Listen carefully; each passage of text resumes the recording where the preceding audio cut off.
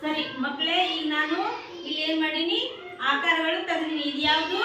ವೃತ್ತ, ಚೌಕ, ತ್ರಿಭುಜ, ವೃತ್ತ, ಚೌಕ, ತ್ರಿಭುಜ, ಆಯತ ಅಂತ ತೆಗೆದೀನಿ. ಹೌದಾ? ಇದ್ರ ಮೇಲೆ ನಾವು ಏನ್ ಮಾಡೋಣ?